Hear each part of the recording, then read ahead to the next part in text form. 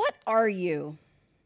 I guess that's the question I have been asked most throughout my entire life, starting at a really young age, maybe 3, 4, or 5. And usually what the person wanted to know was my ethnicity. The thing is, this is not always something that I wanted to share so readily. I was raised in a homogenous, mostly Caucasian community where acceptance there came by way of drastic assimilation, not by drawing attention to your differences.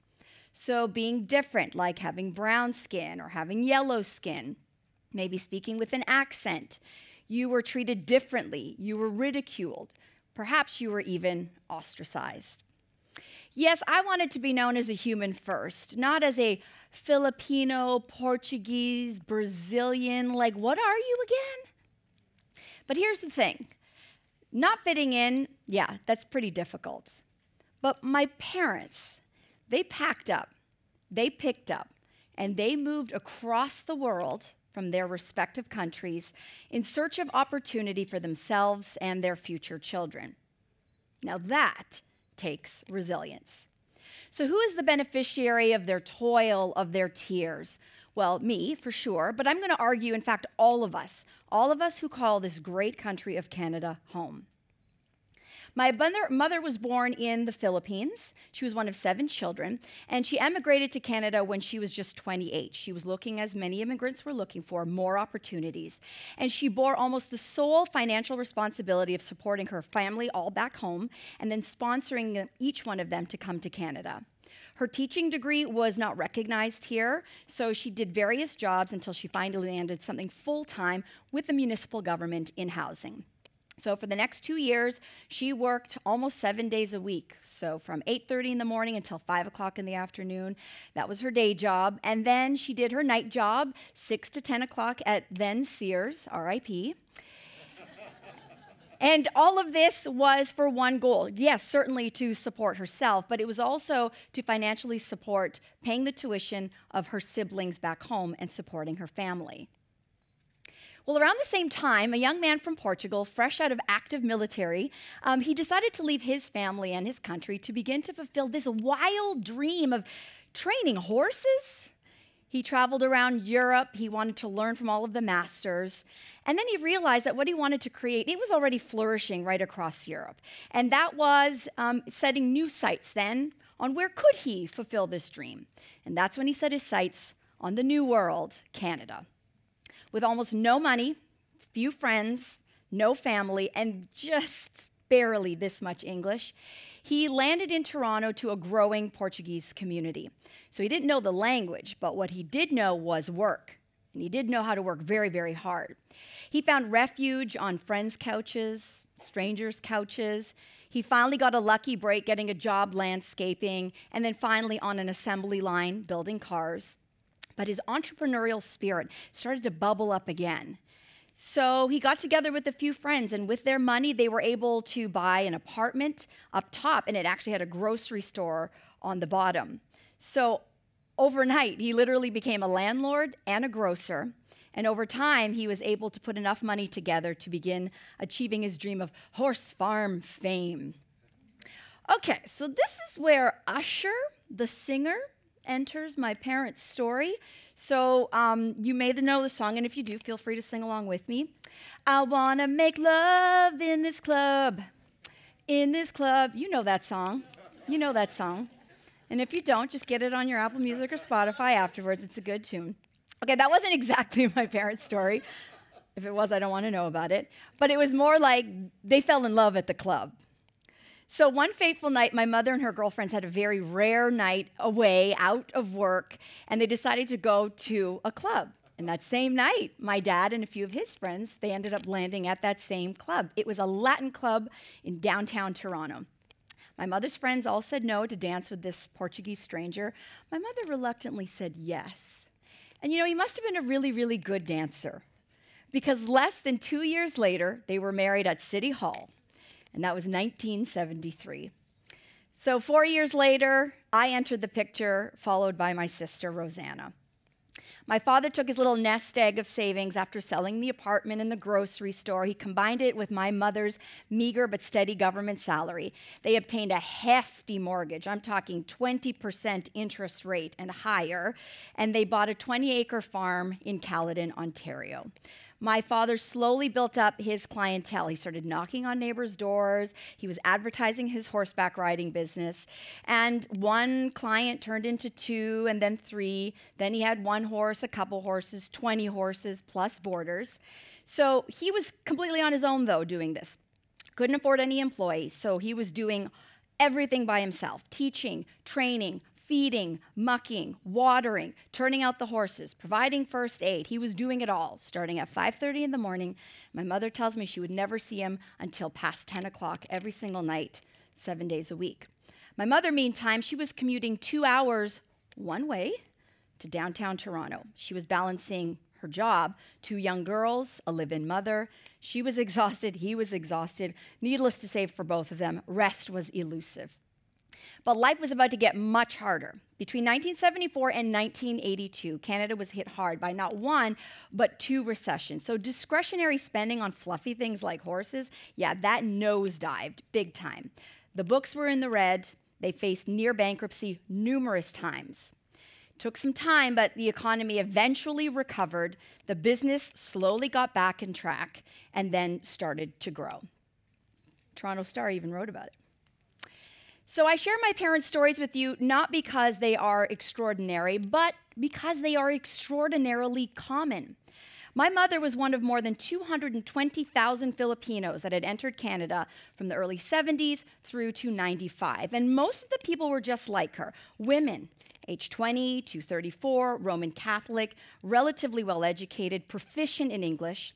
My father was one of 55,000 Portuguese who immigrated here just between 68 and 73.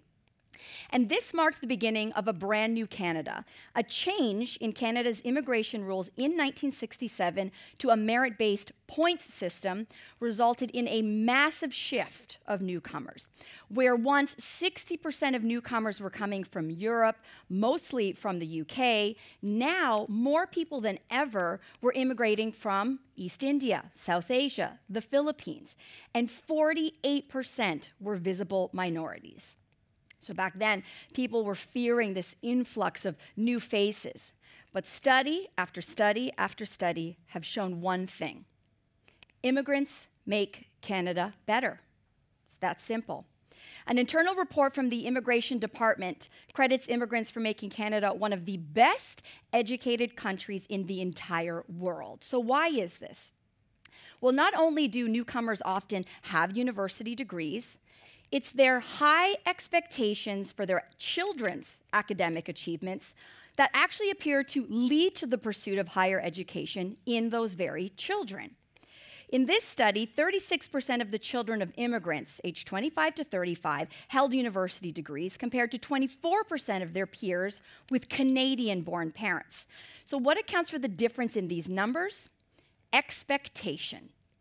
Immigrant parents expect their children to seek higher education, and in turn, more do.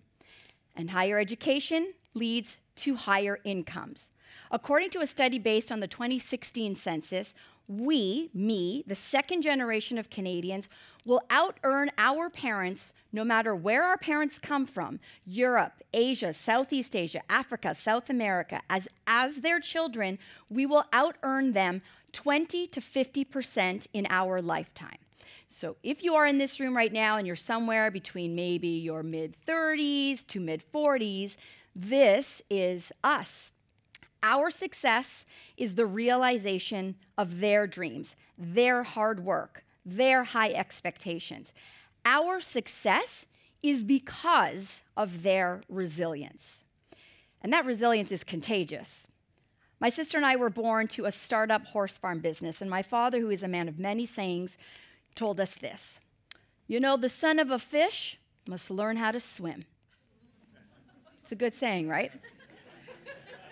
Makes sense. Let that one sink in. Yeah, so he owns a horse business, and he has 2 daughters, and guess what? We are in the horse business.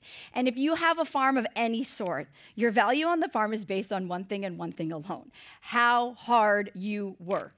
So you heard all those chores that my dad did. Well, starting around age 4 and 5, we picked up the exact same chores 7 days a week, after school and on weekends. And in fact, this was my entire life until I left home in my mid-20s. The work ethic I developed on the farm translated, I believe, into my success in school and in life. So I worked hard. I excelled in all levels of education. I graduated high school with an over 90% average.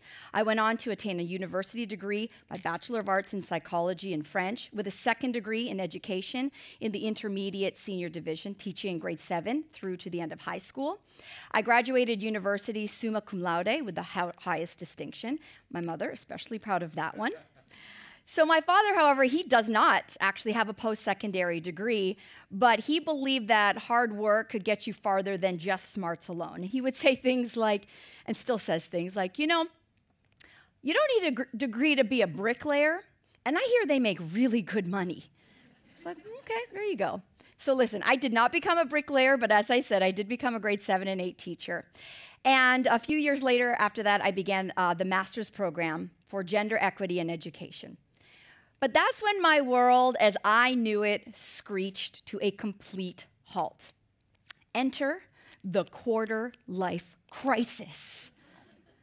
This was it. I was in my mid-20s, and after years and thousands of dollars spent in post-secondary education, working hard to make my parents proud, upholding their very high expectations for me, I no longer believed that teaching was my calling. I was having an identity crisis of a new kind at this point in my life. Listen, I loved school. I loved being a student. Was I really considering quitting a university master's program? Yes. Yes, I was. And I was totally torn up about it. I've never been a quitter. That's just me. And I never wanted to disappoint my parents. And guess what? I was about to do both of those things. So here's the thing that I learned about myself at this, what I call the TSN turning point of my life. Just because something comes easily to you, it doesn't mean it's the right path to follow. The lane of least resistance is simply not for everyone. Teaching, yes, it did come very naturally to me, but it didn't scare me enough. And it didn't challenge me to stretch and to grow every single day. And that's when I did it. I looked over the cliff, I felt the fear of starting a new career, and I jumped. After 6 months of soul searching with the help of a business coach and a psychologist, I landed on journalism, a long-held passion of this news junkie. So I made the giant leap from education to television by obtaining a diploma in broadcast journalism. So I got my first job on air before I even completed the course, and I simply haven't looked back since. In 2011, several years into co-hosting Toronto's #1 morning show, CP24 Breakfast, I pitched a talk show idea to CTV executives. A few years later, The Social was born. I was very proud of my perseverance and my tenacity, but what made my achievement especially sweet came the day of our very first live show when we launched the entire series, when the then president, pulled aside and spoke to my mother, and he said, "Do you know how many people pitch me shows every single day?" And then he said, "You know how many of them actually make it to air? Almost none. But this one did. You should be very proud of your daughter." So there is a massive and highly talented team that has been behind the development and success of the show, but I credit the work ethic and confidence instilled in me by my parents for having the courage to follow the thing that lights my soul on fire, and that's television. It's been 12 years, and I've been challenged every single day on the job. I've been a news reporter, a news anchor, and now a host, and this job has taken me to places I never imagined I could go. I went to the United States to cover the aftermath of Hurricane Katrina in 2005. I co-hosted, in a career high, the Olympics in Vancouver and Whistler in 2010. I've traveled to Hollywood to cover the Academy Awards, and I've interviewed changemakers, celebrities, and newsmakers, like a few people you may recognize: Prince Harry, Prime Minister Trudeau, actors Lupita Nyong'o and David Oyelowo, Ryan Reynolds, who is just as hot in person, ladies, in case you were wondering. I do also do charitable work with Prince Charles. I've interviewed Dr. Oz, PK Subban, Chelsea Clinton, Taylor Swift, Sandra Oh, and so many more. There have been many pinch me moments in my life, and I think for my parents as well. But I'm just guessing, because I think in true immigrant fashion, parents don't tell you to your face that they're proud of you. They just brag about you to everybody else when you're not around. Yeah. But I think that I knew that I must have made them proud recently, because they remarked to me several years ago, they said, you know, we don't have to worry about you anymore. And that was probably the best compliment I could have received. You see, the fruit of their labor was not necessarily their own success, but rather seeing their children succeed. There's my parents now. There they are. So when someone asks me today, what are you? I respond with, the question is not, what am I? It's, who am I? I am the very proud daughter of a Filipino-Canadian mother and a Portuguese-Brazilian-Canadian father who sacrificed almost everything to create and attain the Canadian dream, not just to achieve their own goals, but to provide the foundation for their children, for me, to shoot for the stars and to chase mine. Thank you.